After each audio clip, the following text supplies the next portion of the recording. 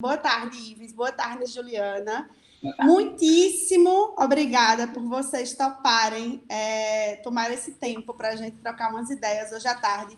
Eu sei, né, do quanto está todo mundo, embora em casa, extremamente atarefado e atarefada, e de como tem sido também, né, é difícil dar conta de tudo que a gente tem para dar conta esses dias. Então, eu agradeço ainda mais pela disponibilidade de vocês. E aproveitando também, já que, né, as distâncias, pelo menos, elas estão iguais daqui para Recife, daqui para Holanda agora, então tá mais fácil de reunir todo mundo, assim.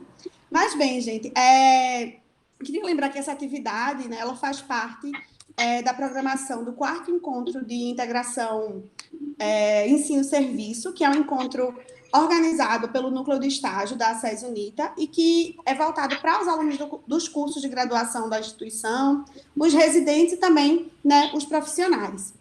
Nosso painel específico, que é um painel promovido e organizado pelo curso de Relações Internacionais, tem como foco o tema da cooperação internacional no contexto da pandemia. Para isso, a gente convidou hoje esses dois ilustríssimos convidados, que são pessoas que têm uma experiência, né, bastante ampla de atuação na cooperação internacional, em diferentes organizações, né, em relação também com diferentes tipos de organização e também com agências intergovernamentais e também com governos e representações estatais. E tem uma particularidade ainda que me parece muito interessante, que os dois, né, atuam há muito tempo no campo da resposta global ao HIV/AIDS, né, que é uma pandemia com outra, claro, outra proporção, outras características, mas que eu acho que também podem trazer para a gente uma série de perspectivas para a gente se entender, né, nesse campo da cooperação internacional na saúde global, o que é que significa também pensar politicamente a saúde, pensar politicamente cooperação em tempos, né, de uma pandemia. Então, eu não vou ficar aqui me alongando muito, porque a gente quer mesmo ouvir o que Ivens, né, e Ju têm a dizer, depois a gente troca mais figurinhas, mas eu queria já, de cara, deixar dois recadinhos aqui, compartilhar com quem estiver aí do outro lado, né, nos acompanhando. A gente vai ter dois mecanismos aqui, né, de interação que são importantes. Então, eu vou compartilhar aqui com vocês.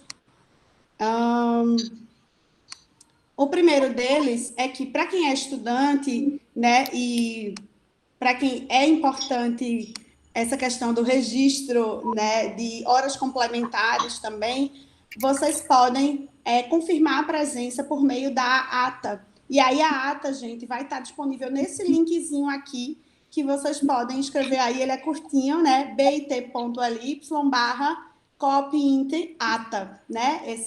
Então, vocês copiam isso aí, são poucas letrinhas. Ao final, eu vou disponibilizar de novo essa imagem, para quem não teve tempo de copiar agora, mas vou estar dando esses segundinhos para vocês fazerem isso.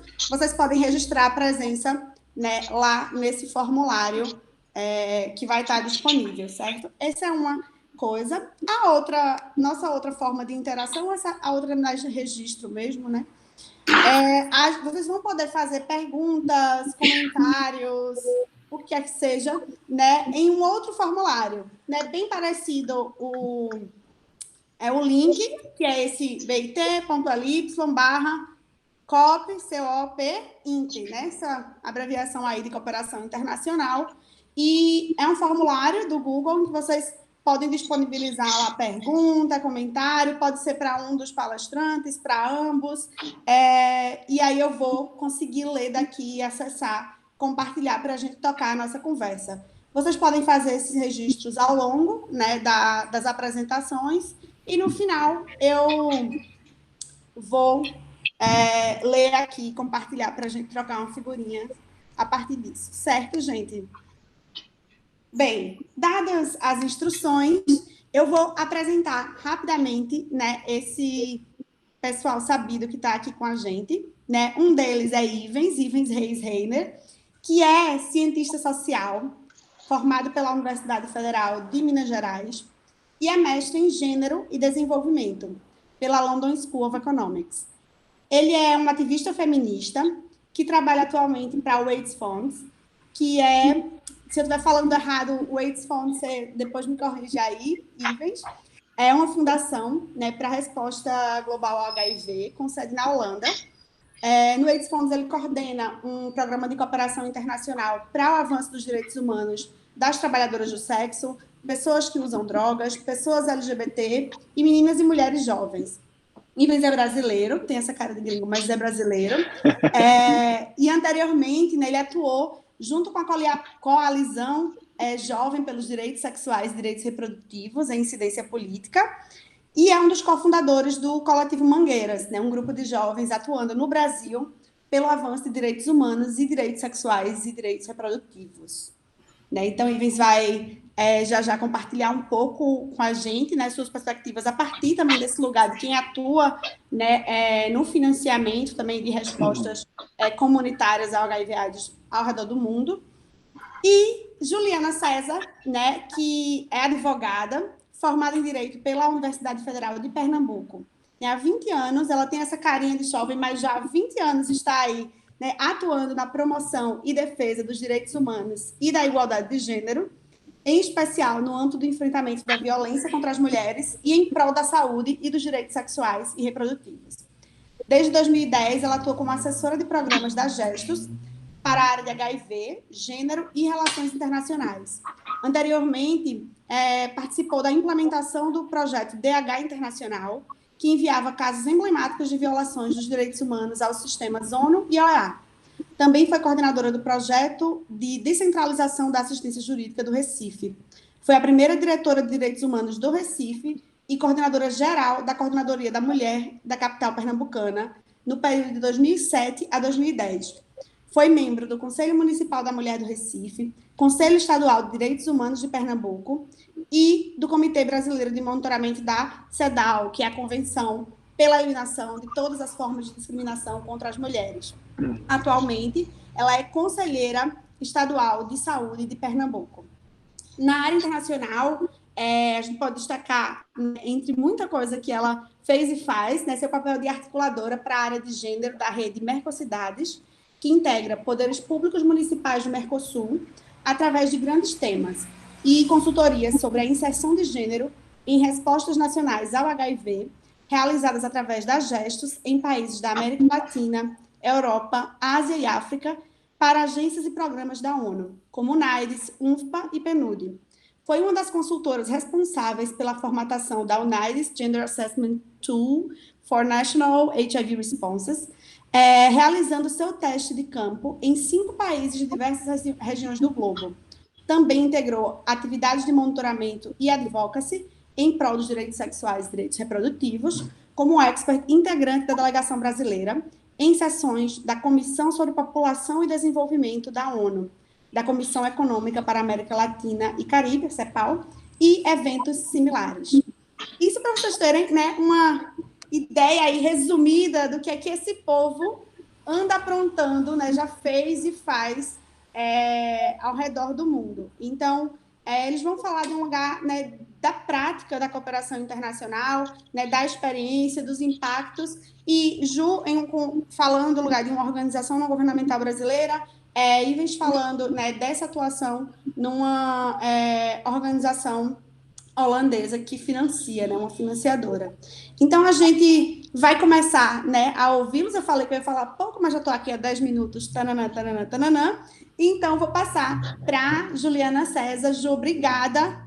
A palavra é sua, querida. Olá. Bem, obrigada, Manu. Foi coisa mais... É um prazer estar aqui. É sempre bom. Não pode estar presencialmente, eu já tive o prazer de estar, mas pelo menos agora a gente se une, né? Events também, fazer tempo que a gente não se via. É um desafio falar sobre um tema quando ele se desenvolve, né?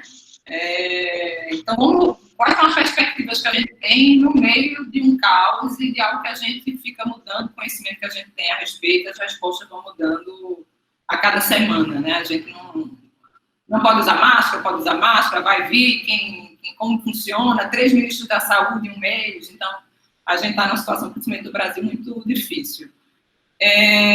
Bem, acho que a gente tem que voltar para a ideia do que é cooperar, né, da história da cooperação internacional. Cooperação internacional é um conceito que todo mundo concorda, mas nem todo mundo executa. Quando a gente está num momento em que a ONU vai fazer 75 anos e que está se fazendo um relatório sobre ela, né? O relatório UN75, e o Guterres está puxando, está tendo consulta, inclusive para a população mais jovem. Tem um formuláriozinho, qualquer coisa eu posso passar o link depois para participar. E aí todo mundo concorda que os países têm que trabalhar em conjunto para gerenciar os temas globais. Essa pesquisa, um levantamento recente, mostrou que 95% das pessoas concordam que isso tem que acontecer. O problema é como e de que maneira, né?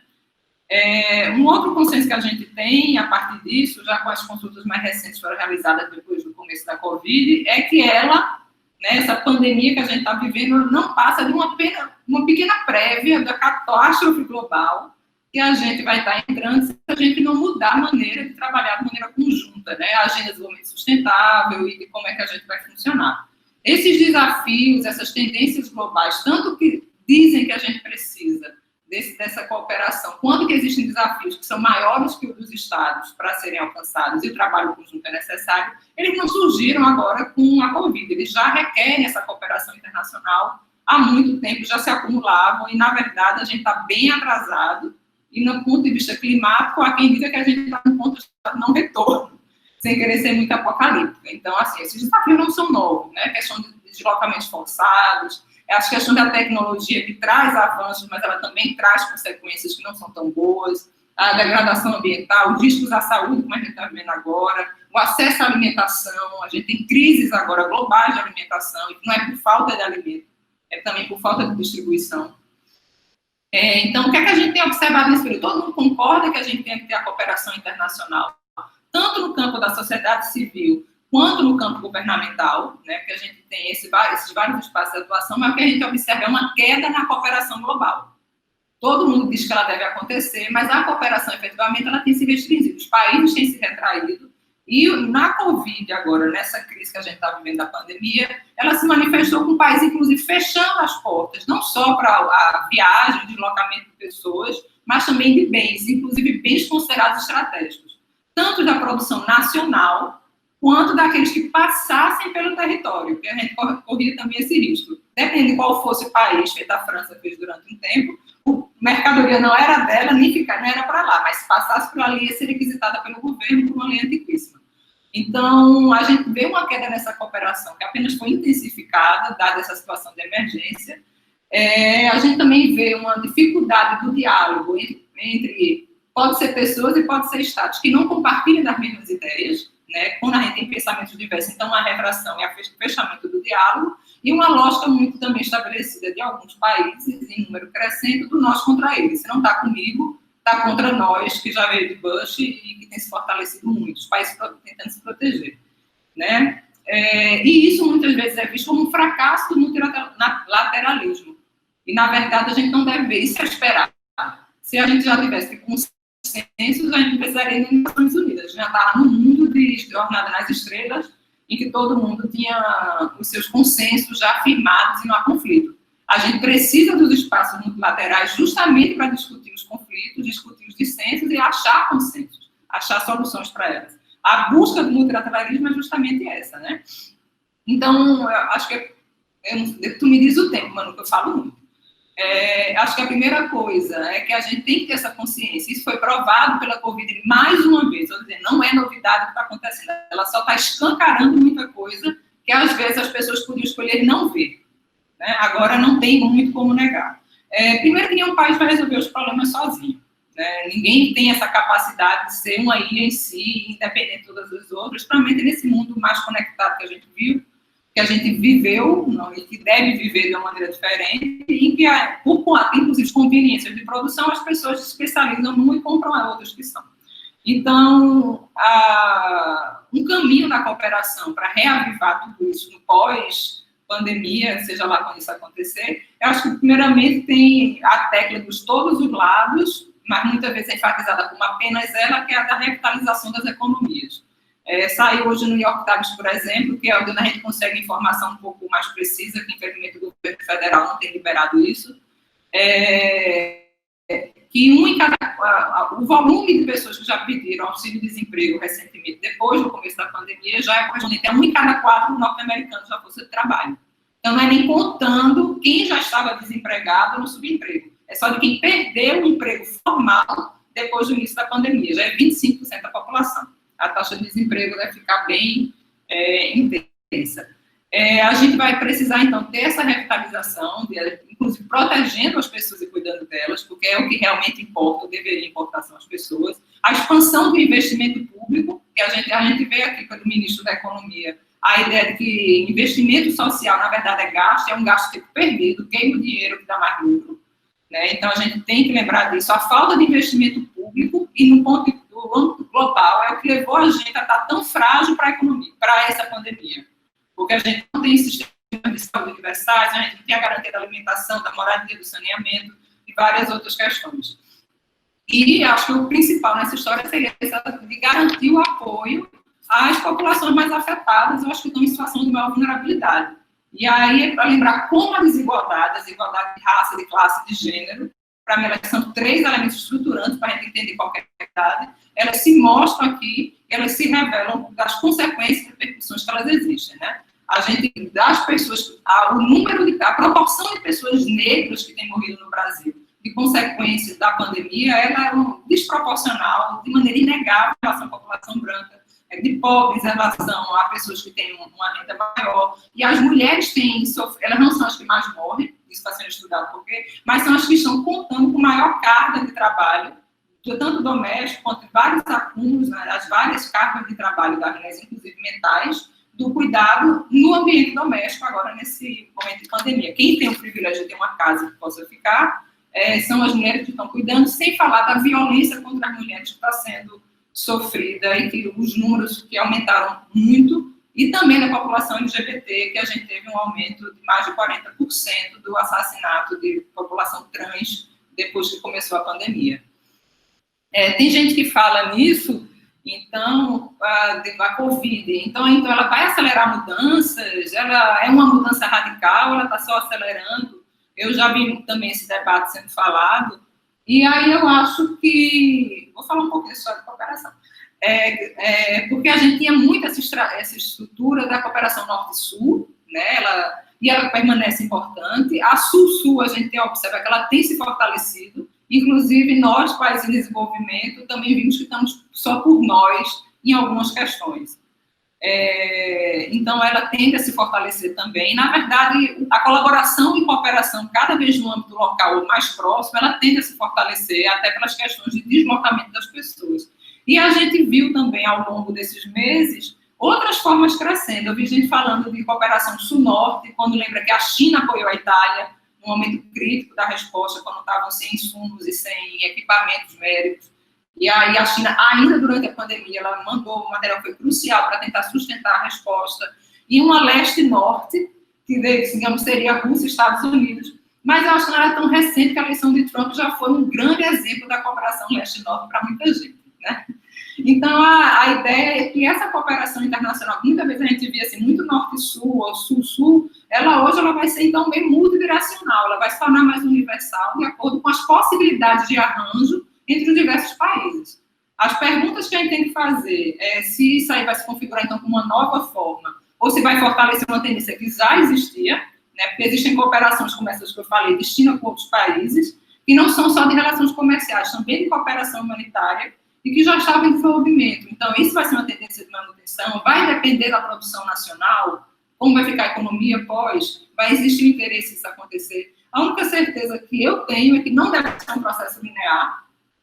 Acho que a própria pandemia, ela vai e volta, ela deve ter ondas enquanto a gente não tiver uma vacina, a gente tem perspectiva que seja diferente, então acho que as possibilidades também vão variar nisso.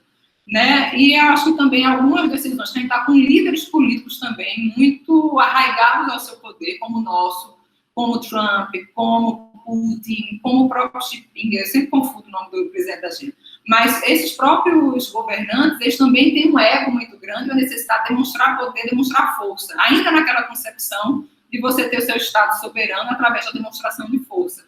E aí a gente, quando essas pessoas que parecem crianças muito mimadas, quando são contrariadas, elas querem exercer esse poder. E a gente viu, por exemplo, com o Trump, quando no auge da pandemia se viu contrariado pela OMS com as recomendações dele, disse, então eu vou cortar financiamento para a OMS.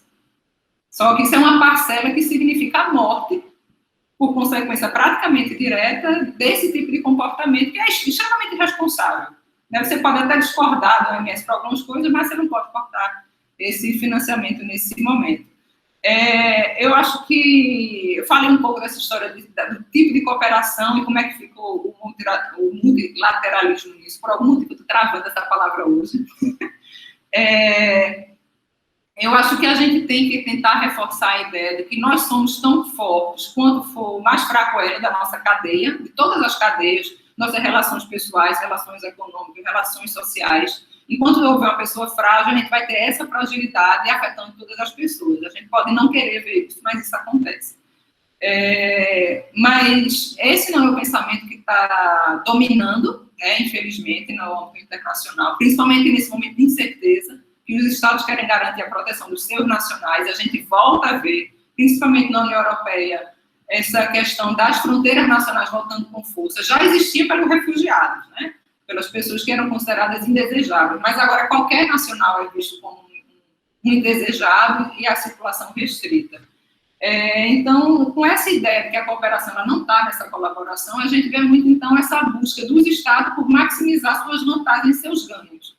E isso não ajuda na ideia da cooperação, que ela também deveria se pautar por fins sociais globais, os bens públicos globais, né? Da gente conseguir um avanço geral. Então, muitos países estão deixando de lado essa cooperação e focar no que é mais necessário, nas pessoas mais necessitadas, ou como a gente pode maximizar os recursos que a gente tem globalmente para favorecer relações bilaterais, né, digamos, algum estabelecimento que eu estou fazendo, ou o que o pessoal chama de clubes de governança também, né, como o G20, de alguns países que têm algum tipo de interesse comum, que se reúnem, ou criarem os seus próprios, também é muito comum isso, né, a gente já viu no passado, que quando você não acha a aliança que é ideal a você construir a sua própria. Embora não haja nada de mal nisso. Digamos, os BRICS, quando se estabeleceram, também partiram desse princípio. Não tem nenhum grupo que nos queira e nós temos vantagens na cooperação. Então, vamos criar esse espaço que não existe hoje para nós. O problema é que isso foi pautado na ideia dos BRICS, pelo menos. A ideia era de a gente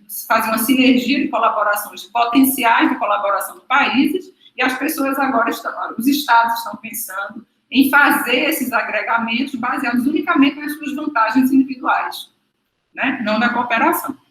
Então, essas são abordagens, se elas forem levadas à frente, que eu acho que elas minam muito o ideal que a gente tem no multilateralismo.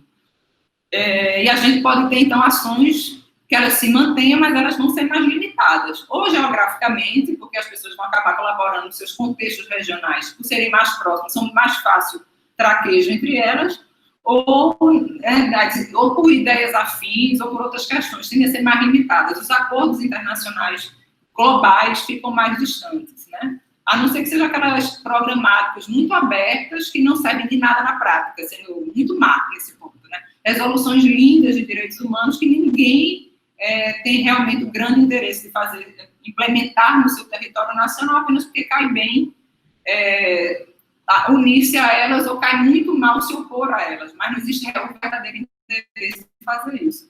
E, por fim, porque me incomoda muito, mais uma declaração do presidente da República, essa questão desse antagonismo da economia das pessoas e de que a recuperação tem que ser rápida, quando, na verdade, o que a gente precisa é de uma recuperação consistente, uma recuperação inclusiva, uma recuperação inteligente, que ela se sustente no tempo, né? A Covid, ela já mostra, basta você olhar para a sua janela, que ela vai demandar um grande esforço, e ele não é só econômico, ele tem uma demanda social também, então é muito mais complexo, porque fazer uma fábrica voltar a funcionar, tem que ser uma pessoa muito limitada, inclusive na empatia, para pensar isso. Os planos não serão de curto prazo, né, médio e longo prazo, a gente não tem como mencionar isso, mas seria muita ingenuidade achar que isso se resolve rapidamente, até porque, como os nerds sempre disseram, a epidemia é uma questão de tempo. E ela também não quer dizer que vai ser única. A gente tem esse vírus hoje, a gente continua invadindo os espaços das florestas ecológicas, então a gente está aproximando a vida que era a vida selvagem, não sei como é mais um jeito politicamente correto de dizer, mas aquela vida que vive isolada dos centros urbanos, estão cada vez mais invadindo esses espaços, e a gente está tendo contato com agentes etiológicos que a gente não tinha antes. Então, a probabilidade de propagar doenças e que elas tenham essa capacidade de se tornar pandemias, ela existe. Não quer dizer que essa pandemia vai ser a última. A gente pode até ter uma nova crise pandêmica desse mesmo vírus. Então, a gente não está aprendendo as lições de tentar trabalhar o globo, que agora não é plano, gente, é um globo, de uma maneira que a gente previna que isso venha a acontecer. Né? Os países de baixa renda, eles certamente vão precisar de ajuda, e essa retração dos países de maior renda, a gente pode esperar que exista uma relutância, no mínimo, de fazer esse apoio, porque eu não estou acreditando que os líderes vão acordar amanhã e entender que, enquanto tiver, feito eu disse, esse elo fraco, digamos, nem que seja por questão econômica, é muito mais lucrativo para mim investir que aquele país não passe por uma crise, dar um tipo de suporte de maior monta, para que ele possa ter uma estabilidade, do que eu estar constantemente tendo problemas com aquele país e que pode se disseminar por outros. Mas nem todo mundo vê assim, é um pouco mais difícil. A gente, por essa demanda de sociedade civil, de pessoas do comércio, das indústrias, da parte do mundo econômico, que só vê o econômico como dissociado das outras vidas, o pensamento vai haver uma pressão muito grande. A gente já tem aqui no próprio estado de Pernambuco a pressão pelo fim do lockdown, pelo fim da quarentena reforçada, que as empresas têm que voltar a funcionar, enquanto a gente tem 3%, provavelmente, de imunidade no estado para a Covid-19. Então, é uma equação que não casa muito bem. Pessoas na rua e apenas 2% de imunidade. Mas parece que é muito difícil as pessoas entenderem que crescimento econômico não é fim, ele é meio. Né? A não ser Jacinda, da Nova Zelândia, que ela já entendeu e já está mudando, a amada, querida, idolatrada, ela já está mudando a estrutura do país para que a busca seja pela qualidade de vida, não pelo crescimento econômico. Mas é um país que a gente está falando que já se comprometeu a isso. Então, deixa eu só pensar sobre isso tudo. A questão de risco, então, se mantém, assim, os governos desconsideram, a gente vive um risco, e para mim já é um fato, tem gente que é otimista que diz, a gente tem um risco dos países desconsiderarem os aspectos ambientais, sustentáveis nessa recuperação. Para mim é um fato. A não ser que a gente consiga ter uma pressão ou um outro fato faça com que isso seja premente, seja realmente incorporado, a gente vai ver são as boiadas sendo estimuladas pelos governos federais para garantir a recuperação mais rápida, porque a conta climática e ambiental ela costuma ser um pouco mais para frente. Geralmente ela não bate com o mandato da pessoa, então mesmo que ela venha rápido, ela não chega a tempo dos agentes políticos serem diretamente responsabilizados enquanto estão no exercício do poder. Então, seria muito bom se a gente pudesse contar com governantes que pensassem essa recuperação inteligente desde o início. E, por fim, para aproveitar que eu tenho um representante da EDSFonds, que eu não sei como se pronuncia também, vamos falar da parte das ONGs, né? Porque a gente vai precisar muito dessas grandes entidades financiadoras, como a DIVES, financiam organizações como a minha, que fazem trabalho local e de articulação nacional, sabe, DIVES? Então, acho que como é que essa cooperação pode se exercer do ponto de vista da sociedade civil, né? Porque eu acho que, não sei com o meu tempo, mas eu tenho que acabar. A gente espera, primeiro, o que é que a gente está vivendo? O que é que eu posso falar enquanto gestos e com as organizações que a gente tem dialogado e se articulado nesse período de março até agora, que foi quando a gente começou intensamente a fazer isso. Eu tenho observado isso particularmente, e com conversas com outras pessoas de outras organizações, uma abertura maior à colaboração. Tipo, a gente está todo mundo lascado, a situação está muito difícil, os desafios são enormes e eles são comuns ou interrelacionados entre si.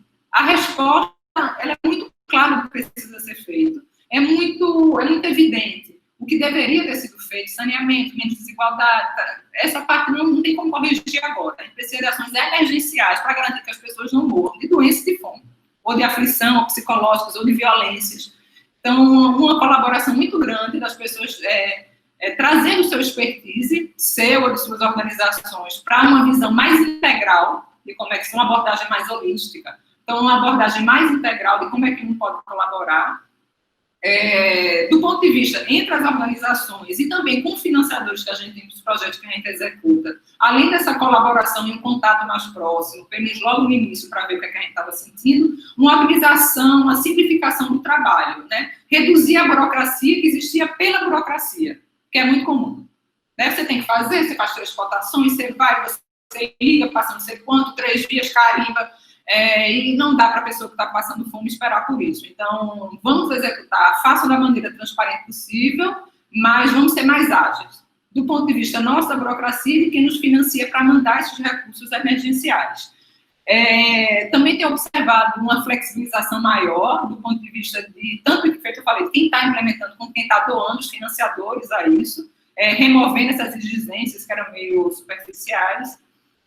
Uma tentativa, pelo menos relatada, que não chegou dinheiro para mim ainda, de acelerar os recursos, né, o envio de recursos para eles serem mais ágeis, para a gente poder atender a nossa situação emergencial. Aliás, eu posso dizer sim, a gente se candidatou para receber um financiamento emergencial para a população vivendo com HIV, e foi um processo que foi ágil, e a organização que financiou, ela estava virando os dias, que era para garantir que os processos fossem mais rápidos possíveis. Houve um esforço. A gente está tendo muito mais reuniões, ou então webinars, a gente está tendo muito mais reuniões. O fato de a gente não ter que se deslocar, ou então, por exemplo, o Ivan está na Holanda e eu estou aqui. Né? Então, facilita também, as pessoas têm mais tempo. A gente tem muito mais tempo de trabalho, mas a gente tem uma facilidade maior de sincronizar agendas. Sinto também a gente compartilhando informações que a gente não compartilhava antes, como é que está a situação interna, como é que estão os recursos financeiros, até onde eu tenho capacidade de ir, que antes eu achava que havia uma retração maior. As pessoas estão falando claramente de quanto ainda tem de recurso, quem pode atingir, o que é que falta. É muito bom porque fica uma discussão objetiva. Né? A gente não tem tempo numa emergência para não ter todas as informações. Eu acho que é uma tendência do fortalecimento da cooperação local, do mesmo modo que do ponto de vista internacional, global, mais uma vez global. A gente tem uma tendência do regional, do mais local, do mais próximo, ele se fortaleceu, é uma possibilidade forte que isso aconteça, a não ser por questões regionais ou de relações entre os países. Também existe essa tendência. A gente não sabe por quanto tempo a gente não vai poder se deslocar, então essa cooperação ela precisa ser fortalecida. As organizações locais, que inclusive traz uma outra questão.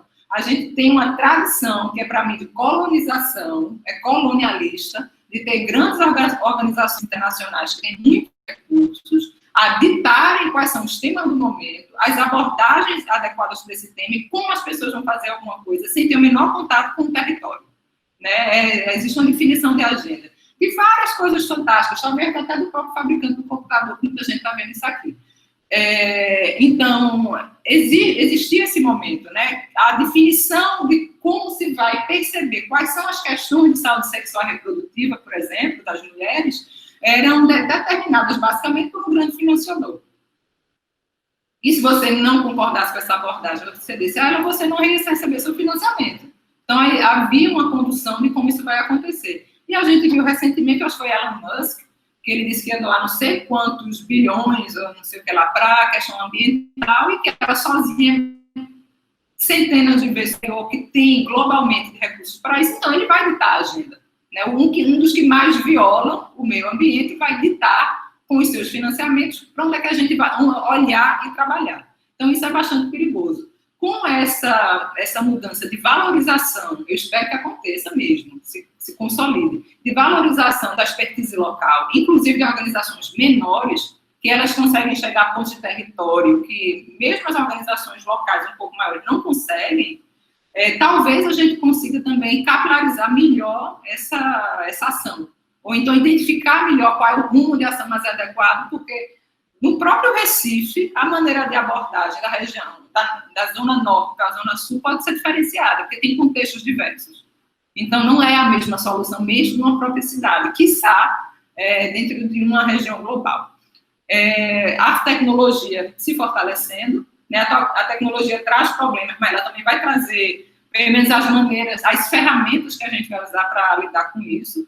E uma última, eu acho também não sei se eu diria diversificação dos temas de trabalho, mas ser imperativo que uma abordagem mais integral das demandas seja observada pelas organizações. Não dá para uma organização trabalhar só com nutrição, outra com direitos humanos, uma visão assim, bem de direitos humanos, outra só com saúde e não olha social. Não olha para o saneamento, a questão dos determinantes da saúde, e, sei lá, uma visão integral das demandas, ela vai ter que existir, né? Existem organizações que já operavam dessa maneira e outras que vão ter que se adequar para isso, porque os problemas que afetam as pessoas, esses problemas vão estar presentes durante a pandemia, durante muito tempo, eles não são compartimentalizados. E aí, para dar solução para a pessoa, ela vai ter que ser integral. Então, essa cooperação também vai ter que otimizar os recursos, otimizar os esforços para a gente conseguir responder. A única certeza que eu tenho é que as necessidades aumentaram. As demandas aumentaram de todas as naturezas, mas não necessariamente a gente vai ter um aumento dos recursos que a gente tem para trabalhar, né? Porque a cooperação internacional ela já vinha se retraindo há muito tempo. Né, vários financiadores já saíram do Brasil, estavam em processo de sair do Brasil. Muito difícil, digamos, uma competição entre as próprias organizações, dos poucos que sobraram financiando. Não sei como está o comportamento do financiamento a essas grandes instituições donantes. Né? A gente vê a intensificação das campanhas pelo financiamento individual, que eu acho também que é uma solução. A gente, por exemplo, no Brasil, a gente tem não vou dizer nem baixíssima, a gente não tem a cultura da doação, da colaboração às organizações. E ela precisa existir, inclusive, no contexto comunitário de um governo federal que acha que cultura é vagabundagem e que direitos humanos é coisa de bandido. A gente vê, então, o resultado nisso das pessoas, inclusive do auxílio emergencial que é prestado, em que condições ele é ofertado às pessoas. Né? Por fim, o que é que eu também estou vendo? De vez em quando mensagens de organizações maiores e algumas menores, mas as grandes organizações fechando escritório em alguns países e quem sabe abrindo em outros, mas mudando a sua configuração, diminuindo o quadro de funcionários, cortando uma vantagem, mudança da equipe, elas estão se restabelecendo com um cenário também de menor financiamento para que possa se sustentar. Vamos ver como é que isso vai repercutir nos financiamentos para frente. Com relação ao financiamento, as organizações como a minha, né, que elas não são financiadoras, recebem financiamento, a gente percebe das chamadas que já saíram e também um pouco do desejo que eu tenho, desse estímulo ao trabalho em redes. Né? Eu vi algumas chamadas de projetos que diziam assim, a gente não quer que seja uma organização trabalhando sozinha num tema só. Estou fazendo um projeto que tem essa frase literalmente na chamada. Querem que as pessoas trabalhem de uma maneira coletiva, em redes, tentando se articular, porque assim existe a chance de uma maior força da ação. O volume também, está muito incerto qual vai ser esse volume de recursos. Né? Eles estão, pelo menos das chamadas que eu vi até agora, de um valor menor. Né? Como é que fica essa fonte? Como é que vão ficar esses valores para as organizações da sociedade civil? Os temas, da mesma maneira que eles querem que as organizações trabalhem coletivamente, também querem que os temas também sejam um pouco mais abrangentes, até como reflexo do tipo de ação que vai ser. Eu acho que os prazos também estão sendo vistos tão loucura em questão de prazos, que ninguém sabe dizer qual, mas, digamos, 3 anos virou longuíssimo prazo, hoje em dia, e há ações uma demanda muito grande de tentar um suporte imediato, emergencial, que está se estabilizando agora, porque a gente já deu para mensurar quem está precisando, do que está precisando, como chegar lá. Então, não é mais aquela ação emergencial desplanejada, mas não caótica. Mas, assim, a gente está agindo e a gente vai aprender a torná-la mais eficiente à medida que a gente vai fazer. A gente já tem lições aprendidas e a gente já pode estruturar melhor. Mas ela vai ter que ser prolongada no tempo. Quanto esse tempo, ninguém sabe. E vai depender do comportamento da pandemia para a gente poder avançar para além dessa fase de suporte emergencial. A gente está precisando muito, sabe, de organizações que façam suportes estruturais às parceiras, principalmente porque a gente tem organizações menores que estão pegando uma carga de trabalho essencial, magistral, fenomenal, em termos de volume para o que ela fazia, comunidades locais que estavam dentro de uma comunidade, dentro de uma favela, que elas faziam aquele suporte e estão sendo extremamente demandadas e o trabalho delas está literalmente salvando vidas. Então, como é que a gente faz para dar um suporte estrutural para elas, para não viver na base do improviso, do puro comprometimento da minha casa, da minha saúde, da minha família? Ser algo estruturado. A gente vai precisar também, em decorrência disso, de flexibilidade, tanto das organizações quanto de quem está financiando. Não dá para ser aquele modelo antigo. A gente está vendo o começo de mudança, mas ele tem que acontecer. Esse trabalho conjunto, como eu falei, e 2 pontos para finalizar, que eu estou vendo o Ivan aí com a carinha dele, principalmente que eu voltei dessa parte do suporte à estrutura. A gente precisa de core funding, que é a expressão que a gente usa, né, que é esse financiamento de base das organizações, que é para a gente ter uma liberdade para pagar meu aluguel, porque às vezes eu vou precisar de uma ação, uma equipe de trabalho, pessoas que não estão sendo financiadas por aquilo, elas vão atuar também, para a gente ter um caixa, para eu poder fazer despesas pequenas, para eu poder manter o aluguel da minha casa, que ninguém, da instituição, né, que ninguém quer mais financiar telefone, internet em aluguel, a gente tem que trabalhar na nuvem, literalmente, agora nas nossas casas. E, por fim, eu acho que é a modalidade que deveria ser institucionalizada mesmo, que é a que eu mais sinto falta, que são poucas organizações que trabalhavam assim, que elas, eu acho que o mundo poderia aprender com isso, que é a do suporte aberto, do apoio aberto. As organizações, muitas vezes, elas têm seus temas de trabalho. E aí, como eu disse, existem as organizações financiadoras grandes que dizem, você gosta de trabalhar com saúde das mulheres, por bem. Na nossa visão, saúde das mulheres se resolve assim. E é da mesma maneira no Canadá, na Suazilândia, na Tailândia e no Djibouti. Aí, o que é que acontece? Primeiro que isso não é um modelo, e esse suporte aberto, ele faz justamente o oposto. Ele reconhece que a organização daquele território, ela muito provavelmente tem uma expertise, conhecimento e propriedade para dizer qual é o tema crucial, qual é a melhor abordagem a ele, e como é que pode trabalhar para ser de uma maneira mais eficaz e fazer processos transformativos. Existem poucas organizações que trabalham dessa maneira hoje, dá o financiamento, trabalha e depois me preste contas. Mas você não tem que fazer um projeto amarrado, que só pode ser aquilo. Você pode distribuir os valores da maneira que as necessidades se apresentarem. Isso é muito comum para organizações que trabalham com temas feministas e mulheres, porque as demandas, elas não se sobrepondo, elas são bastante mutantes. O tema geral é um só, mas as demandas, elas vão mudando rapidamente, inclusive. E aí eu acho que esse processo de confiança, e como eu digo novamente, descolonização do próprio financiamento da cooperação internacional é um caminho que seria muito bom de ser seguido, porque a gente vai viver em momentos de demandas que elas são muito particulares aos territórios e que elas podem variar rapidamente. E aí não ter essa amarra seria fundamental. Eu vou parar por aqui. Ju, muitíssimo obrigada, né? Como sempre, é incrível escutar Juliana, sempre aprendo um bocado, e eu acho que ela faz isso, trazer para a gente desde essa análise, né, de contexto, de conjuntura, e, né, depois trazendo esse olhar também do lugar, né, de onde ela está, né, atuando, que é o lugar das organizações da sociedade civil, né, num país do sul global, mas lembrando que essa ideia do sul global, né, se nos unifica por algumas particularidades históricas, né, sobretudo coloniais. Por outro lado, não quer dizer também que é tudo a mesma coisa, né? Muito pelo contrário.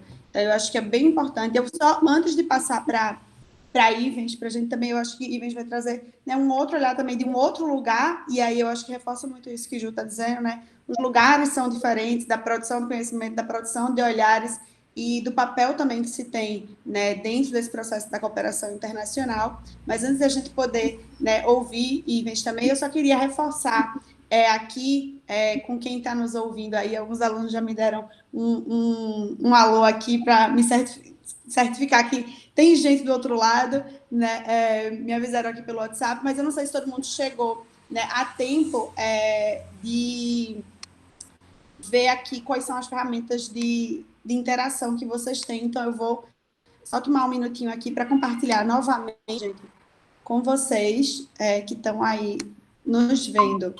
E aí, pessoal, quem quiser fazer alguma pergunta ou algum comentário, pode nos mandar isso via um formulário. É um formulário do Google, né, que eu sei que vocês conhecem bem, é facinho, só vai colocar o nome é opcional, e a pergunta ou o comentário, e aí vocês vão entrar por meio desse link aqui. Né? Não dá para vocês copiarem, colarem, mas é facinho de vocês escreverem aí, poucas letrinhas, né, o bit.ly/COP,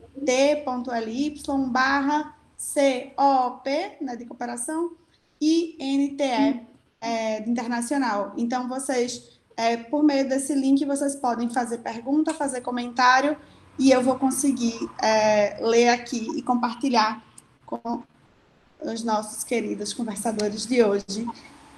E também reforço aqui a importância de vocês registrarem a presença de vocês também para quem quer ter aí, né, gente, suas horas complementares, horas de atividade complementar computadas lá pelo núcleo, né, pelo NEAC. Então, o link é parecido, é quase a mesma coisa, só que no final vocês vão adicionar aí, depois do copy-int, ata, certo? Então, são esses dois mecanismos, esses dois linkzinhos aí, rapidinho, que vocês conseguem acessar para conversar com a gente. Vou parar aqui essa apresentação, para a gente voltar a ver. Massa. Vamos ouvir agora, né, nosso querido Ivens, que eu apresentei todo mundo de uma vez, não foi lá no início, mas tá lá, Ivens, é contigo. Obrigado, Manu. Obrigado, Júlia, por essa ótima explicação sobre vários níveis da questão da cooperação internacional e especialmente nesse contexto de Covid. E o que eu acho que eu vou tentar fazer é um pouco pegar a partir do que a Ju estava falando em relação à resposta em emergências, em situações de emergência como essa, e depois tentar conectar um pouco com o contexto, com o contexto mesmo de cooperação internacional. Só para explicar um pouco melhor, o AIDS Fonds, ele é uma fundação holandesa, e ele é uma fundação pública, então ele recebe recursos do governo holandês, assim como de outras fundações, como fundações privadas e de doadores individuais, o que a Júlia estava falando sobre como no Brasil não tem essa cultura de doações individuais, aqui na Holanda, pelo contrário, tem muito essa cultura e é uma grande parte dos recursos que o AIDS Funds tem vem justamente desses doadores individuais. Porém, o meu trabalho ele é focado mais na coordenação desse programa internacional, que é financiado completamente pelo Ministério das Relações Exteriores da Holanda. E ele é parte de uma estrutura de financiamento maior, que se chama Diálogo e Discordância, se fosse traduzir. E dessa estrutura, nós fazemos a implementação desse programa em 9 países, na África subsaariana, no leste europeu e no sudeste asiático. E eu falo isso para contextualizar um pouco também do que a gente está trabalhando, como a gente está trabalhando, e tudo isso na resposta ao HIV, focado no avanço dos direitos humanos das pessoas, das trabalhadoras do sexo, das pessoas que usam drogas, das pessoas LGBTI e de garotas e mulheres jovens. O programa, ele é um programa de 5 anos, então quando o Covid começou a acontecer, ele começa a acontecer justo no final do programa. Então, o que aconteceu para a gente de maior desafio foi realmente como pensar essas ações de resposta de emergência dentro de estruturas de financiamento de cooperação internacional. As estruturas de financiamento de cooperação internacional, elas são extremamente tradicionais, igual a Juliana estava mencionando, elas vêm de um cunho colonizador, então a própria maneira como o dinheiro e os recursos são pensados, eles são pensados numa ideia de investimento e impacto, então eles sempre querem garantir que o investimento que os países do norte estão fazendo, eles vão ter um impacto. Então, quando você traz uma situação de emergência, que requer justamente isso que a Julie estava falando, sobre modificar a maneira de trabalhar, facilitar os processos tanto de requerimento de recursos, como de relatoria, de transferência de recursos, todos esses fatores que geralmente são parte das ações de implementação de um programa como esse, quando acontece uma situação dessa, requer a gente repensar nisso, mas ao mesmo tempo estando atados por essa estrutura de financiamento que a gente é parte. Tanto que, por exemplo, no nosso caso, a gente teve várias conversas com o governo holandês, tanto em relação à nossa parceria, mas também com outras parceiras holandesas, em relação ao que poderia ser feito. Justamente considerando que, por exemplo, no caso da resposta ao HIV que a gente trabalha, os impactos da COVID, eles não são necessariamente iguais ao HIV, justamente porque os meios de transmissão são diferentes, e a abrangência da Covid ela é muito mais rápida e ela, por meio de vias respiratórias, obviamente, é uma outra maneira. Porém, as pessoas que são mais impactadas pelas medidas que são tomadas para poder conter a Covid são as mesmas comunidades que são impactadas pelo vírus HIV. Então, a partir dessa ótica, gera uma necessidade para a gente, trabalhando num programa como esse, de tomar medidas que sejam capazes de proporcionar um apoio imediato a essas pessoas. Por exemplo, no caso das trabalhadoras do sexo, que é uma coisa mais clara, mais óbvia, mais imediata, em países onde trabalhadoras do sexo são criminalizadas, como Uganda, Quênia, Nigéria, países também que são do programa, para elas foram forçadas a pararem de trabalhar. Mas, ao mesmo tempo que elas são forçadas a parar de trabalhar, a profissão que elas têm não é reconhecida pelo governo. Então, por mais que existam medidas que possam oferecer algum tipo de apoio a essa comunidade, essas medidas não são abrangentes o suficiente para incorporar esse grupo de pessoas, deixando elas numa situação de vulnerabilidade ainda maior, deixando elas numa situação onde elas necessitam desde coisas básicas como acesso à comida, pagar o aluguel da própria casa, conseguir alimentar a própria família, e isso também se aplica a outros fatores e outros contextos, como pessoas que usam drogas e pessoas que são dependentes químicas, que continuam necessitando que se continuam como pessoas dependentes químicas, mas fica mais difícil de conseguir tanto o tratamento de saúde para as pessoas que estão fazendo um tratamento para poder acabar com a dependência química, como as pessoas que precisam acessar as drogas por uma questão de necessidade fisiológica. E colocam essas pessoas numa situação de ainda maior vulnerabilidade, porque elas vão tentar acessar essas necessidades, vão tentar cumprir com essas necessidades, e elas se encontram com governos que são tradicionalmente rígidos e que tentam diminuir o espaço da sociedade civil, e se utilizam desse momento onde tem uma situação de pandemia para fortalecer essas medidas ditatoriais, essas medidas de realmente de reduzir o espaço da sociedade civil, de se organizar, de se encontrar e de se apoiar. E eu acho que um exemplo recente foi justamente na Uganda, onde o governo se utilizou dessa argumentação em relação ao Covid para prender pessoas LGBT e que estavam em um abrigo na Uganda como base de estarem se aglomerando. Então, o que eles fizeram foi se utilizar de uma justificativa dentro da pandemia que abre as portas para que o governo siga menos ainda as prescrições de direitos humanos e viole ainda mais os direitos humanos das pessoas LGBTI. E aí, trabalhando nesse contexto, eu volto para o programa onde eu trabalho, onde a gente teria que proporcionar uma resposta imediata a esses grupos, ao mesmo tempo que a gente tem, por parte dos nossos financiadores, no caso o Ministério das Relações Exteriores, que publicamente se coloca falando em reconhecimento à necessidade de flexibilizar esses programas e a necessidade de apoiar esses programas, mas ao mesmo tempo atua com requerimentos às organizações intermediárias e organizações implementadoras como o AIDS Funds, com regras que, na verdade, transformam a nossa implementação em um processo mais rígido ainda. Então, eles acrescentaram mais requerimentos para que a gente pudesse dar uma resposta ao Covid que fosse imediata. Então, para a gente também existe um grande desafio nessa relação entre os nossos financiadores e com quem a gente pode apoiar, com quem os grupos que a gente precisa dar essa resposta imediata. Eu acho que é interessante também pensar que com grupos como esses, que já tradicionalmente vem tentando trabalhar questões de segurança holística,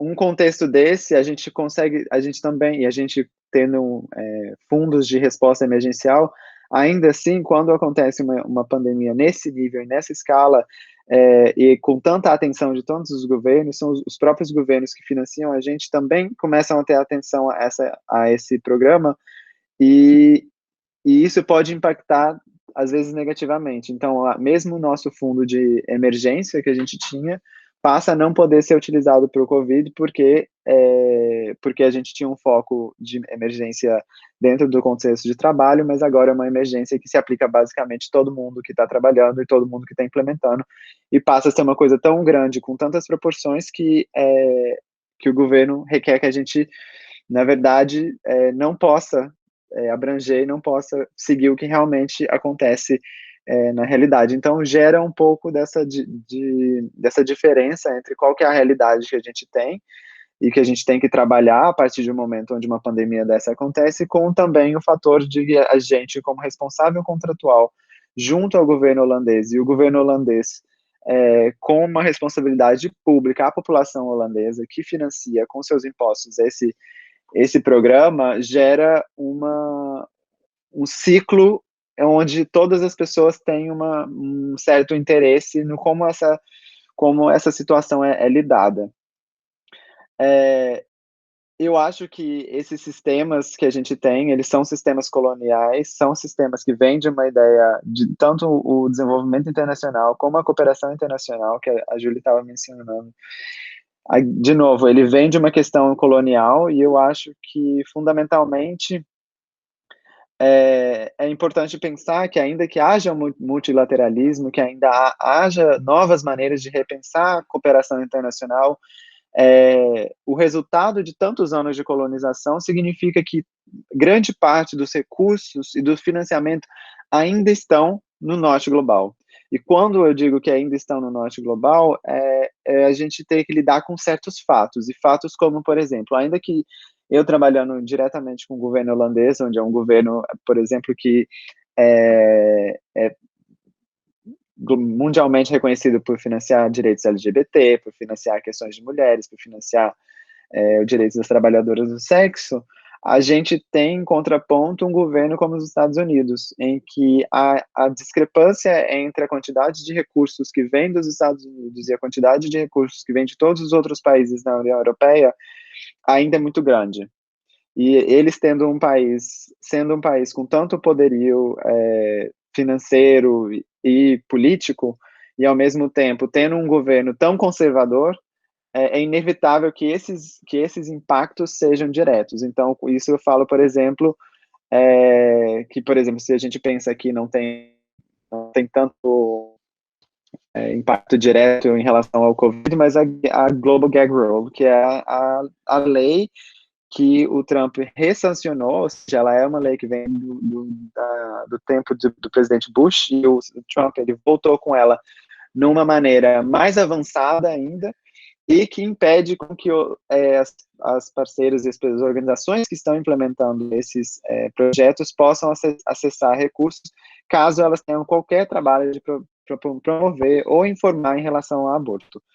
E como que isso impacta? Porque a partir dessa nova expansão da Gag Rule, todos esses grupos que antigamente poderiam, por exemplo, trabalhar junto com o recurso do governo holandês e implementar uma ação em relação a acesso ao aborto, informação ao aborto, agora passa a figurar que a mesma organização recebe financiamento americano, ela não pode de maneira nenhuma, mesmo com recurso de outros financiamentos internacionais ou domésticos, trabalhar a questão do aborto, ou seja, impacta completamente e diretamente qualquer ação na área de saúde.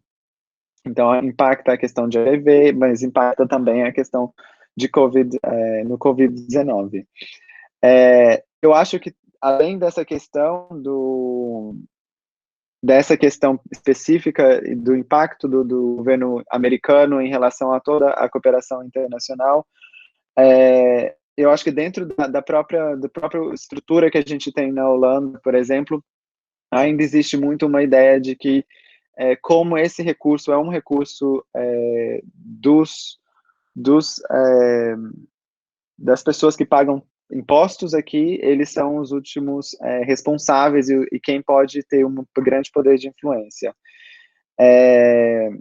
E aí é o que gera também como são feitas as políticas internacionais em contextos, por exemplo, em países como a Holanda, que é um país que tem tanto recurso, mas com uma população tão pequena. agora a gente começou, há 2 anos, a gente tem uma nova ministra das Relações Exteriores, e essa nova ministra vem com uma política internacional que foca nos países onde tem maiores fluxos de migratórios à Europa. Então, a ideia e a base do pensamento da política internacional da Holanda não começa, ela já vem disso, mas ela se reforça muito em quais são as áreas e os países no mundo em que existe um fluxo migratório do país à Europa e como podemos evitar isso. Nesse caso, por exemplo, a grande parte do investimento vai para o oeste africano e para a região do Oriente Médio e do norte da África. Que, por exemplo, no caso da resposta ao HIV global, ela tem uma desconexão. Por exemplo, o caso do Brasil, onde a gente ocupa um posicionamento de países de renda média alta, e a gente já não se enquadra a quase nenhum, se não nenhum, contexto de financiamento internacional dentro da cooperação internacional pelos países do norte global, como, por exemplo, a Holanda, como, por exemplo, os Estados Unidos, a Inglaterra, a Noruega, todos esses países que compõem essas estruturas de financiamento.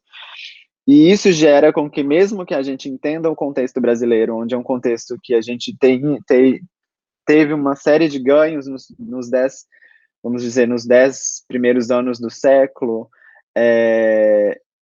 e a gente tem um retrocesso gigantesco nesses últimos 5 anos, mesmo com esse contexto, o Brasil não se enquadra para o posicionamento de financiamento. E isso inviabiliza que organizações, como, por exemplo, o AIDS Funds, possam financiar dentro do Brasil. Requer aí que outras organizações, com uma maior flexibilidade, um posicionamento, não um posicionamento, mas uma fonte de recursos que possibilita maior flexibilidade, como, por exemplo, a Open Society Foundations, para atuar nesses países. Ou, por exemplo, a Oxfam, que recebe recursos, tanto recursos governamentais, mas também recursos de doadores individuais, assim como o AIDS Funds e outros grupos. Então,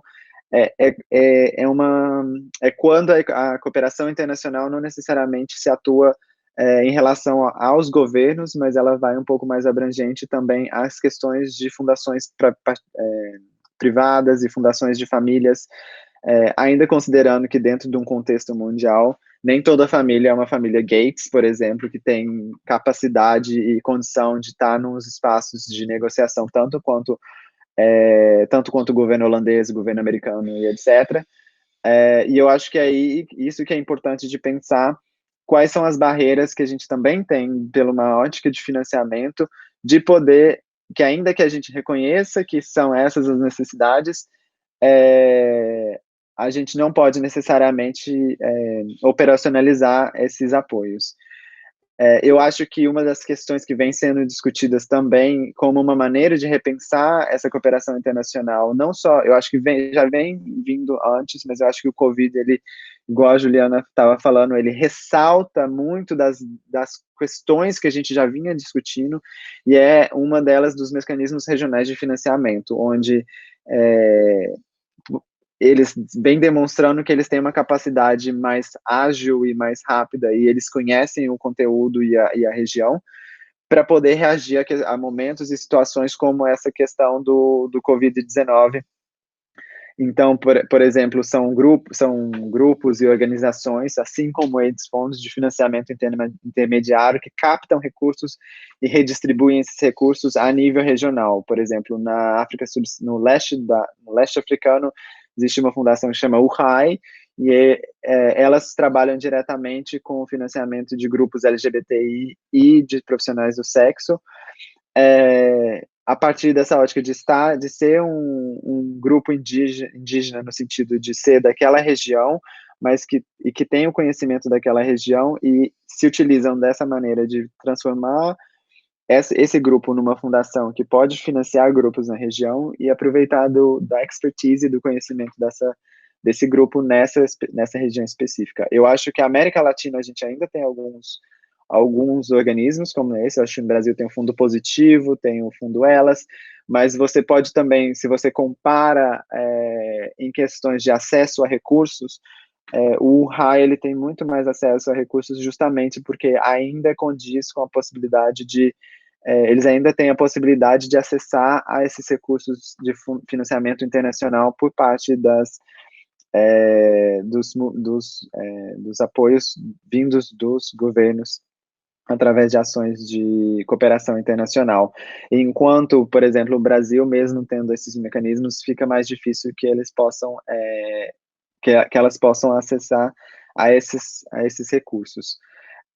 Eu acho que também existe a questão do Covid, uma questão de quais são os impactos dessa situação. Eu acho que também a gente olha muito pela ótica de quais são os impactos negativos que podem ter, mas eu acho que ainda existem uma possibilidade de haver impactos positivos. Por exemplo, no governo holandês existem agora a gente tem uma nova estrutura de financiamento que inclusive vai ser publicada amanhã os resultados e ela vale pelos próximos 5 anos. O recurso disponível é baseado no produto interno bruto. Então, é uma relação onde você não sabe se as crises geradas financeiramente pelo Covid poderiam impactar a decisão de quanto financiamento vai ter disponível para essas ações. Porém, isso vai tanto de uma questão econômica, de quanto recurso tem disponível, mas uma questão política também, em que os governos decidem apoiar.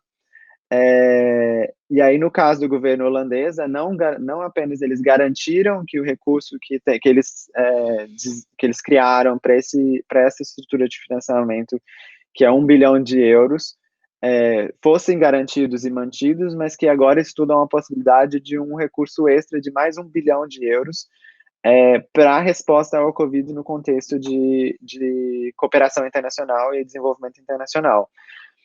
Então, é mais para a gente poder pensar que, ainda que a gente veja que existem muitas dificuldades, eu acho que trabalhar online, por exemplo, no caso das pessoas, das comunidades que a gente trabalha, ainda é uma grande barreira, é difícil, não são comunidades que tradicionalmente teriam acesso à internet, teriam acesso a computadores, teriam acesso a essa conversa, etc., mas que talvez por essa questão do Covid, possam passar a ter acesso, porque isso flexibiliza que a gente também possa apoiar essas comunidades a terem mais capacidade, a terem mais material, a terem mais possibilidades de acesso, ao mesmo tempo que a gente pode influenciar governos a reconhecer a importância, não necessariamente apenas de uma maneira de reconhecer por fala, mas por uma questão também financeira, de reconhecer com investimentos concretos, não só na resposta ao Covid agora, mas uma questão mais a longo prazo. Eu acho que é isso, mas podemos abrir aí para conversar. Muito bom, gente, muito bom, muita coisa. Vocês são muito sabidos. Eu já sabia disso, mas eu sempre adoro ouvir vocês. É muita coisa. Já tem umas perguntinhas chegando aqui pra gente. Estou me sentindo bem apresentadora do programa, lendo, né, algumas delas. Eu vou começar lendo essas duas perguntas que estão por aqui. Uma delas é se está ocorrendo a fuga de financiamento da agenda específica de HIV/AIDS para ações emergenciais de Covid-19. A outra pergunta é, Ivens, essa nova política da ministra das Relações Exteriores da Holanda seria uma ação com a ideologia da União Europeia para evitar a ida de imigrantes para a Europa? Então, essas são duas perguntas que a gente tem aí para começar a conversa. Não sei se alguém se anima em começar. Gostaria de responder algo sobre isso. E aí, quer falar da sua ministra ou quer que eu fale da Isa? Eu posso falar da ministra, que esqueça. Uma coincidência. É uma grande coincidência que a política dela seja essa. Não, na verdade, realmente isso que eu estava falando. Daqui na Holanda, a grande questão para a população holandesa é a imigração. e principalmente a questão dos refugiados que vêm migrar para os países europeus, mas a Holanda em si é um dos grandes países que mais recebe refugiados, em particularmente mais recebe refugiados LGBTI.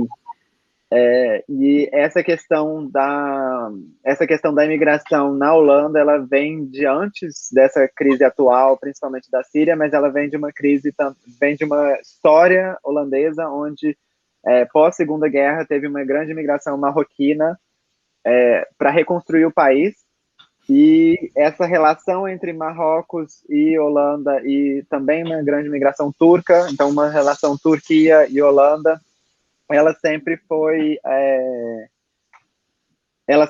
uma relação muito delicada. Então, isso sempre, essa questão da imigração na Holanda sempre esteve muito presente. Quando vem essa crise de refugiados nos últimos 5 a 10 anos, ela reforça isso, então isso ganha muita força nos espaços políticos dentro da Holanda, e, claro, em combinação com toda a resposta que a União Europeia tem, obviamente a Holanda não está sozinha nisso, tem essa ideia de investimento nessas regiões.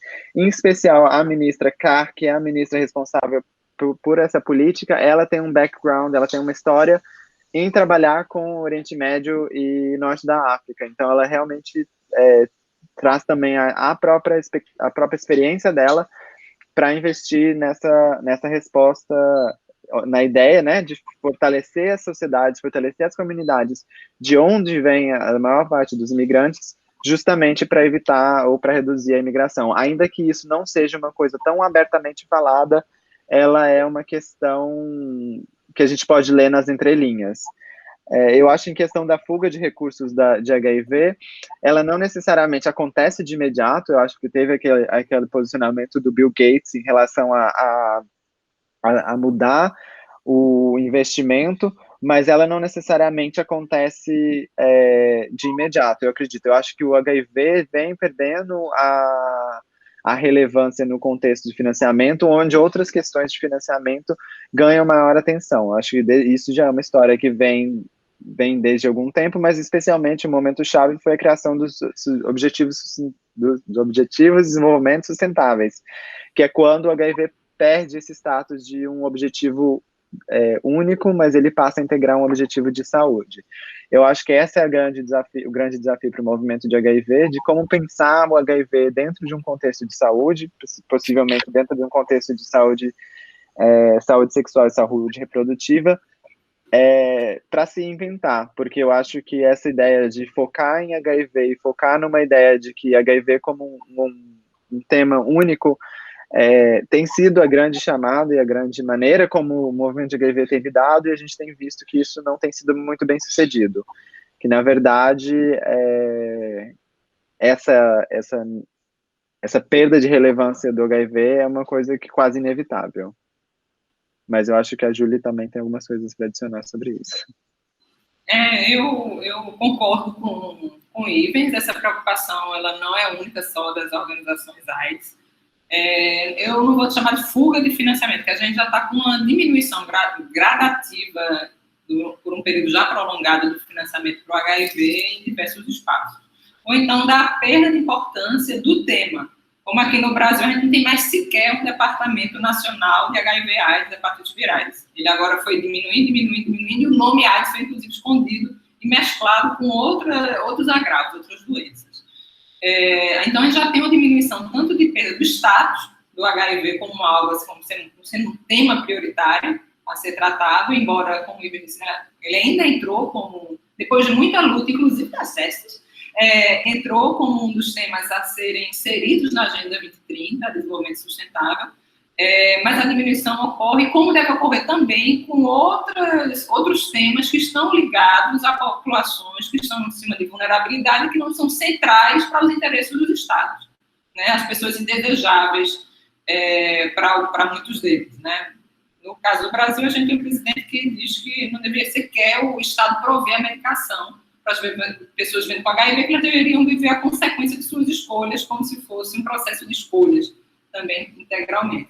A preocupação, ela vai além da sociedade civil, também, tanto que o UNAIDS emitiu um comunicado, alguma nota, mas saiu uma comunicação do UNAIDS há algum tempo, também clamando aos estados que, pelo amor, não interrompam os serviços de atendimento das pessoas vivendo com HIV, na provisão de insumos, na provisão de medicamentos, porque se isso acontecer, fizeram estudos, claro, fizeram projeções, isso daria cerca de 500 mil de mortes adicionais por doenças relacionadas à AIDS, como tuberculose, por exemplo, se isso viesse a acontecer.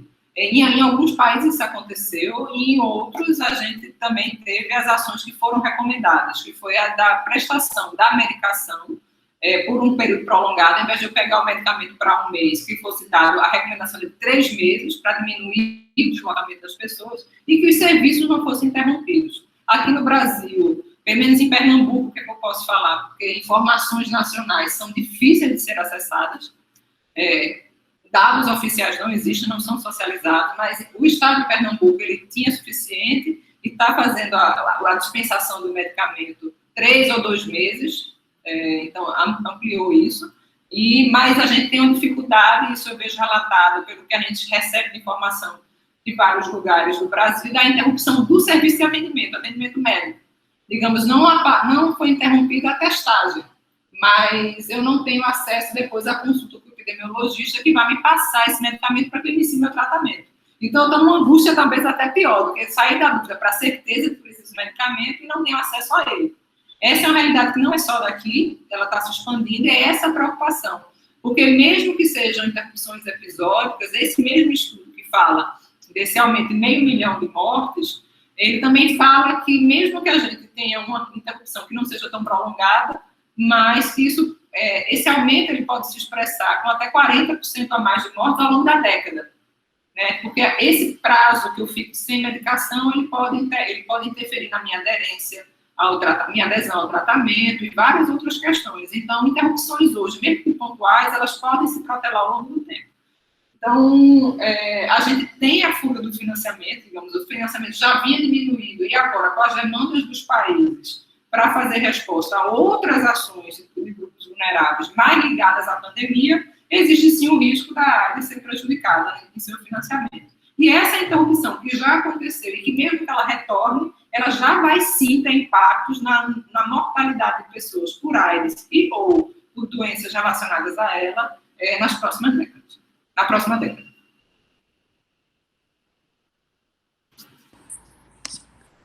Deixa eu só voltar aqui, me enrolei um pouco. Uma coisa, gente, que eu gostaria que vocês comentassem, se possível, essa ideia de cooperação internacional, ela é muito fundada, né, todo o sistema de cooperação internacional, a partir da ideia de desenvolvimento, né, a ideia que é um sistema de cooperação voltado para a promoção do desenvolvimento. Mas a gente sabe também que esse conceito de desenvolvimento, ele pode significar um zilhão de coisas, né, e ele está sempre em disputa, inclusive essa agenda, né, a agenda dos ODS traz, né, tenta trazer uma concepção, né, mais integral de ODS que dê conta de diferentes dimensões, de desenvolvimento que dê conta de diferentes dimensões, mas a gente sabe que ainda há também essa perspectiva muito forte do desenvolvimento, quase que como um sinônimo, né, de crescimento econômico, e isso vai se refletir, inclusive, né, na maneira como os financiamentos também são distribuídos, por isso que é mais recurso, digamos assim, para salvar a economia do que, né, para dar conta, né, da vida das pessoas, né, do bem-estar, do cuidado.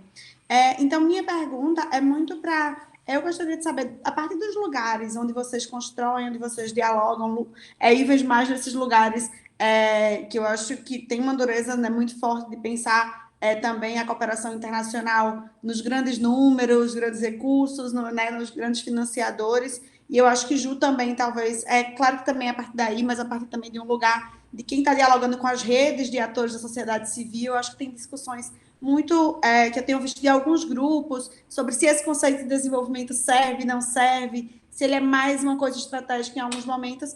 Eu queria ouvir de vocês o que é que vocês têm visto nos espaços em que vocês atuam em torno dessas disputas, né? Afinal de contas, o que é que tem se utilizado aí como noção de desenvolvimento?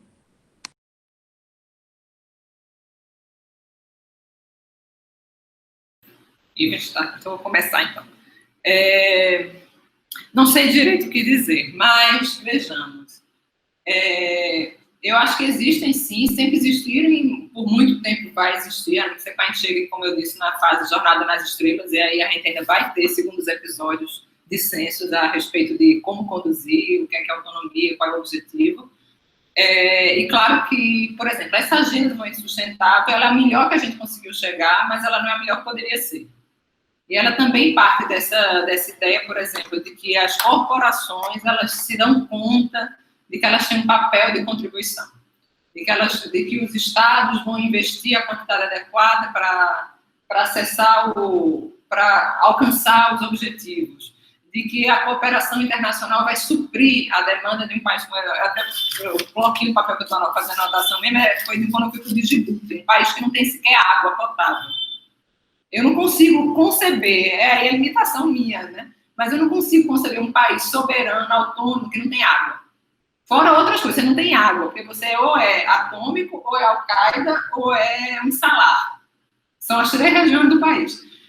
Como é que você vai fazer com que isso aconteça? E porque os países vão olhar para você, para além de ser uma situação estratégica que é perto do Oriente Médio. E é uma passagem, porque é só o que se vê nesses países. Então, além do conceito estar em disputa, a própria execução do mínimo denominador comum que a gente conseguiu chegar, que é a Agenda 2030, ele também está em disputa e ele também é abandonado em alguns aspectos.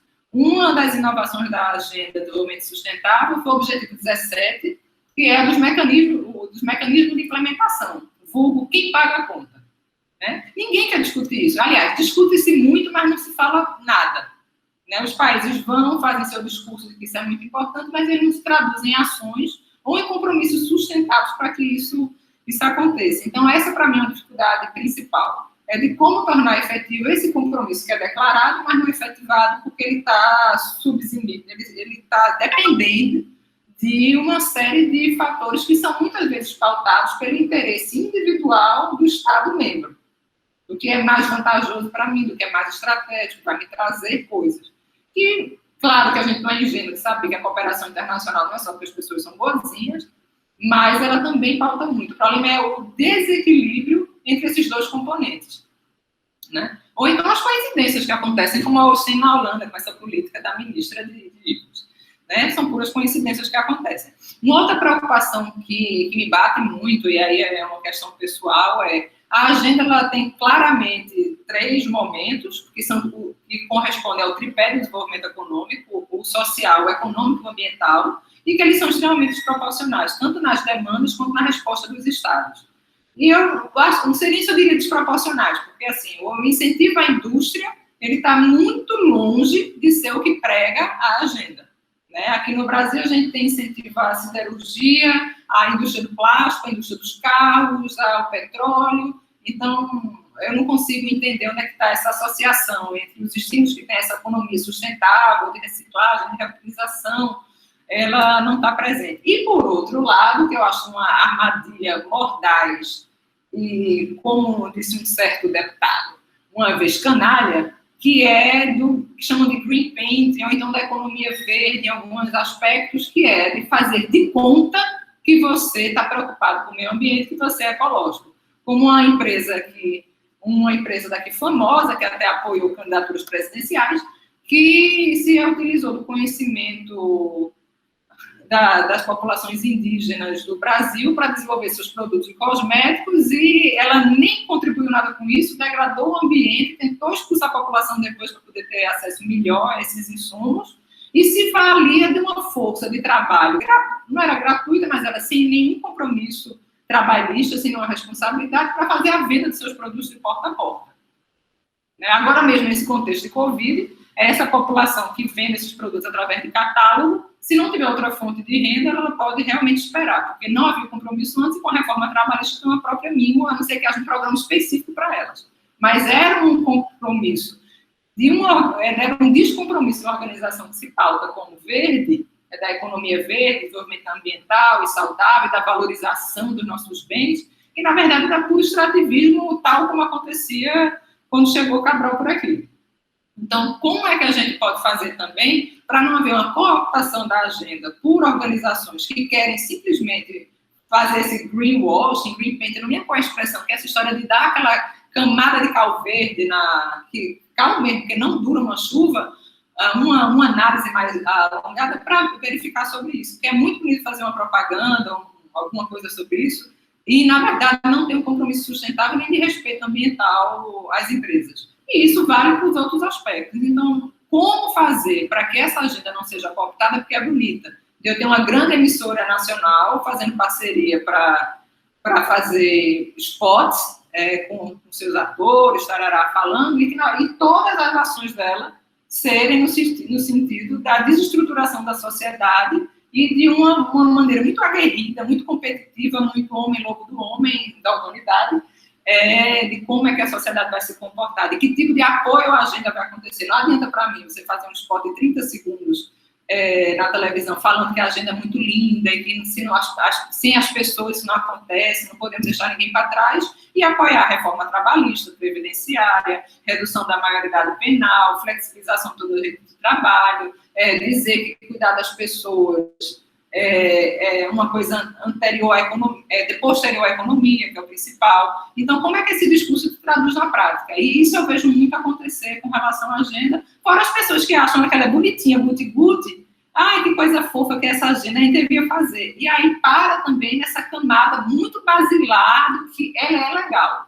Mas o que é que ela implica? Porque ela implica, mesmo essa, que é o mínimo denominador comum que se conseguiu, ela é uma agenda muito modesta porque a gente precisa.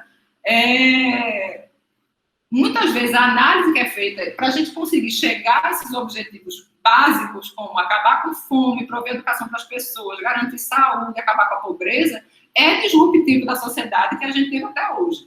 Então, você que acha linda essa agenda, você está realmente disposto a propor, digamos, o fim do capitalismo e uma nova proposta de vida em sociedade? Porque se você não tiver, essa agenda não é para você. Pelo menos você não vai estar contribuindo de verdade para que ela aconteça. Você vai estar passando só essa camadinha de cal.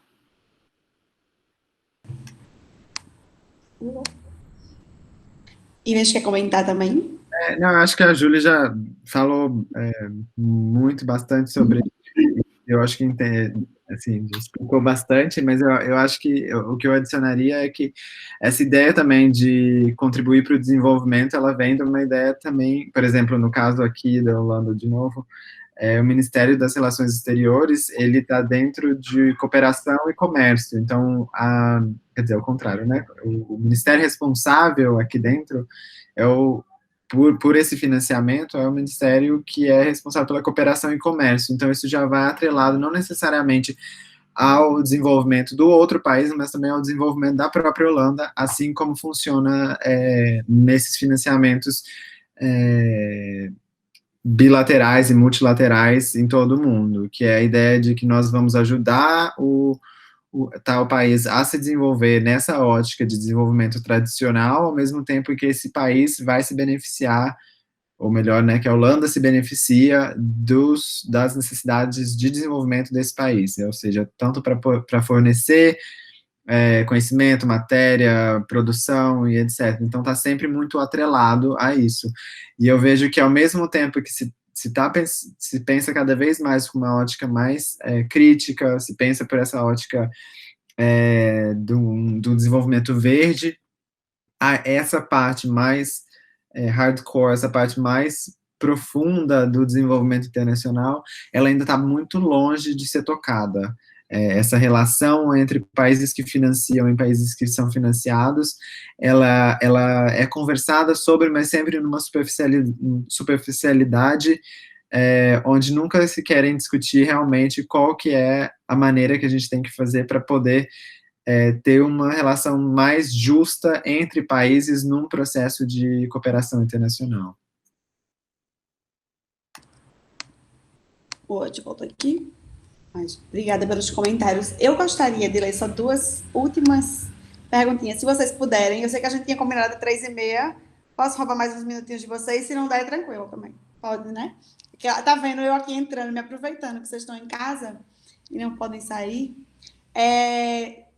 Uma delas essas políticas da Holanda com o Oriente Médio e a África seriam uma ação do, abre aspas, Complexo do Branco Salvador?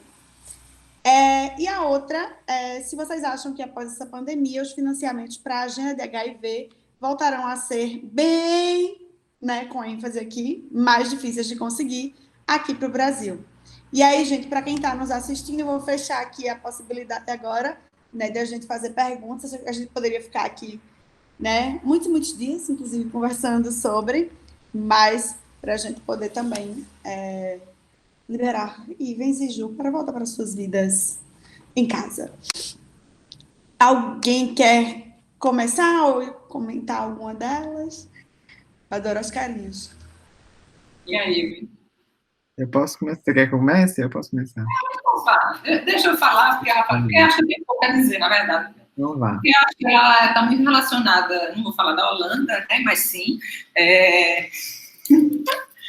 Mas com relação à questão do financiamento para a AIDS, acho que é muito do que eu já disse, né, de como é que é o cenário.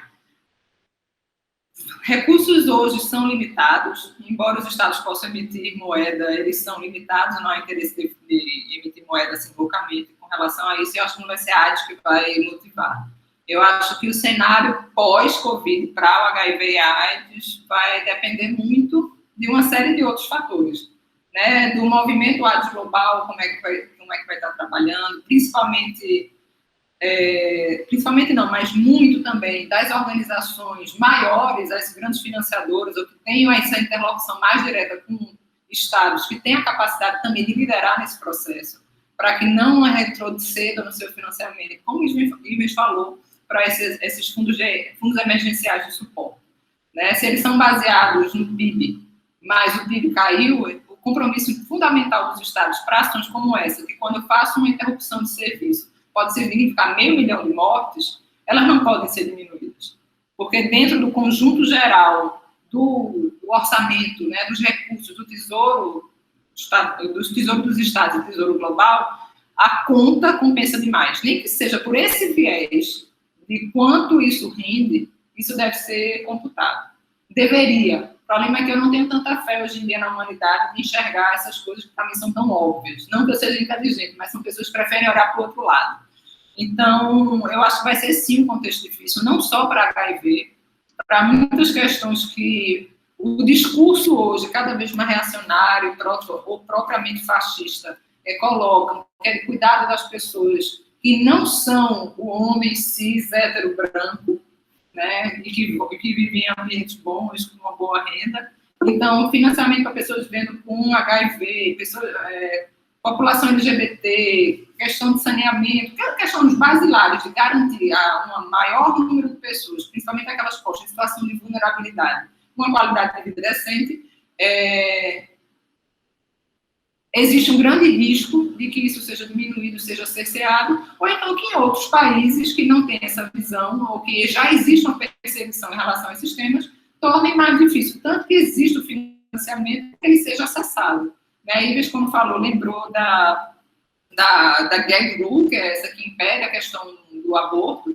Eu lembro de quando teve a eleição de Trump, que eu fui dar uma entrevista também dizendo, olha, estamos lascados, porque Trump vai reeditar, e eu acho que ele quer deixar a sua marca, e eu acho que ele vai torná-la pior, só não sei como. Aí, rapidamente, ele mostrou como, né? Não só não pode ter financiamento federal para aquela organização para trabalhar aborto, mas se ela receber de qualquer outra organização para discutir aborto, o financiamento federal para, e agora está no nível que, se você mencionar que o aborto existe, digamos, no Brasil o aborto é crime, mas é permitido em 3 situações, como estupro.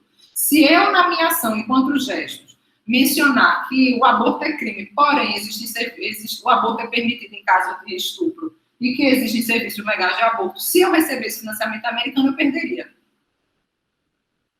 Porque eu mencionei que existe algo que é legal no meu país. Porque a questão é mencionar aborto, seja ele legal ou não. Ele não pode ser mostrado como uma alternativa existente. Então, a questão não é só de garantir o financiamento, vai ser uma relação de forças muito difícil, a gente não tem uma perspectiva boa, porque a gente pode lutar. É aquela coisa de Gramsci, de ser pessimista na perspectiva e otimista nas ações, digamos assim. A realidade, você está no pessimismo, você tem que ser otimista nas suas ações para tentar garantir um resultado diverso. A gente vai ter que ter muito gramsciano em relação a esses fascistas que estão acontecendo, para a gente manter a luta e garantir que o financiamento não diminua tanto. Eu acho que deve haver uma diminuição, mas ele não pode acontecer, não é só na relação HIV-AIDS, mas com uma série de outras demandas que eu falei. E para responder essa questão, eu acho que a Júlia cobriu tudo, basicamente, em relação a HIV e AIDS, mas eu acho que a tendência de redução dos recursos para a AIDS é um fato inevitável. Então, eu acho que a Covid talvez possa acelerar esse processo, mas não necessariamente vai evitar ou diminuir. Isso eu acho que pelo contrário. No Brasil, no contexto brasileiro, também por essa questão do Brasil ser reconhecido como um grande exemplo na resposta ao HIV globalmente, do fato onde a gente para de ser uma resposta global modelo até o momento onde os financiadores começam a se entender que, na verdade, a gente precisa de apoio externo, realmente vai demorar, e eu não sei se vai existir esse interesse em relação à AIDS em específico. Eu acho que em relação às políticas da Holanda com o Oriente Médio e com a África e a relação de Complexo do Branco Salvador, a própria ideia de desenvolvimento internacional, ela vem dessa questão dessa questão colonizadora que a gente estava conversando, e a própria ideia de Complexo do Branco Salvador também está intrinsecamente atrelada. Eu acho que na Holanda, diferentemente de alguns outros países, como a Inglaterra e os Estados Unidos, ainda existe um pensamento crítico em relação a isso, por parte tanto das organizações que estão implementando, como também por parte do governo holandês, tanto que nessa estrutura de financiamento, uma das questões essenciais era qual era a parceria que eles teriam com organizações do Sul Global. Ou seja, são pedidos consórcios de organizações, e como prioridade dentro dessa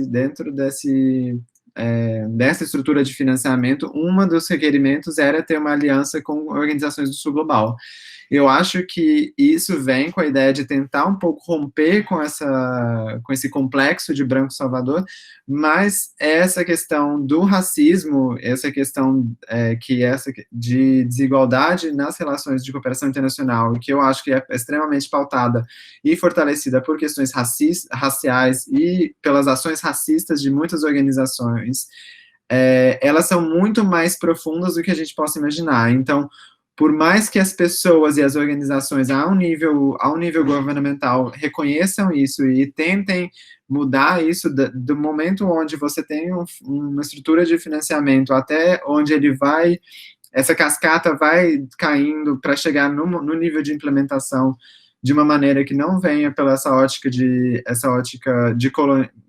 colonial, a gente tem uma longa jornada, e isso envolve muitas pessoas, tanto as pessoas dos países, mas como as pessoas que estão aqui na Holanda, que não necessariamente todo mundo tem uma experiência de mundo, de conhecimento, não tem uma experiência dos contextos onde eles estão trabalhando, e isso inevitavelmente impacta no trabalho que a gente tem. Então, é necessário também que essa reflexão seja feita, e esse espaço de repensar a maneira como o desenvolvimento internacional acontece, seja também feita nas organizações que são responsáveis por implementar esses programas. E eu acho que nesse quesito a gente ainda tem uma longa jornada.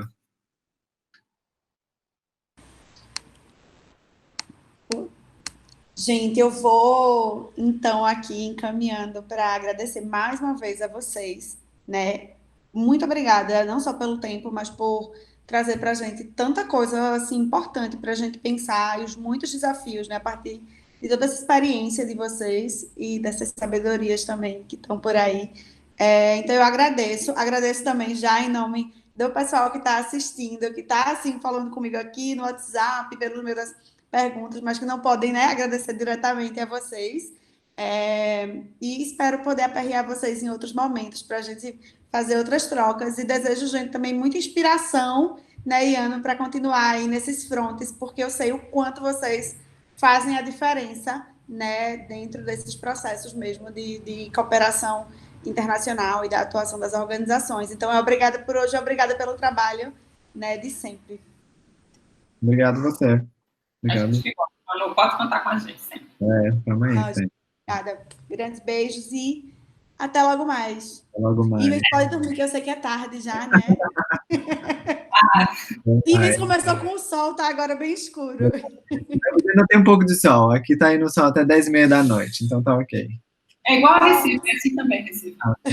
Mais ou menos. Gente, tchauzinho. Para quem tá assistindo, tchauzinho também. Vou fechar o streaming, tá? Tchauzinho. Tá bem. Beijo, tchau.